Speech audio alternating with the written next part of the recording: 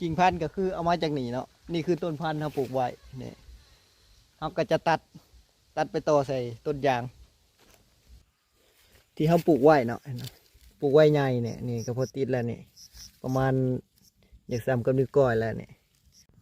วิธีติดคร่าวๆก็สิมีประมาณนี้เนาะนี่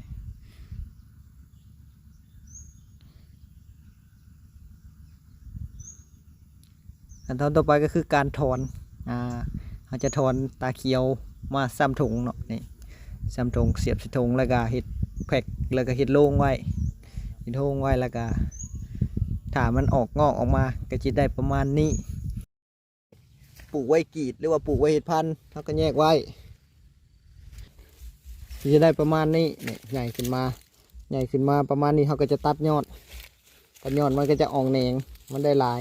แล้วก็เป็นกิ่งพันธุ์เนี่ย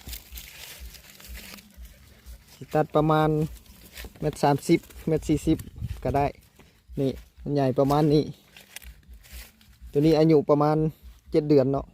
นี่ก็พอตัดแหละแล้วแต่การรักษาเนาะแล้วแต่การดูแลรักษาไฟปลูกรักษาดีน้ำใส่ปุ๋ยมันก็จะใหญ่ไวเนี่ยมันก็จะตัดไอ้มันได้ประมาณ3 สัตว์ข่อยตัดไปเห็ดกิ่งพันธุ์ได้ก็สิประมาณนี้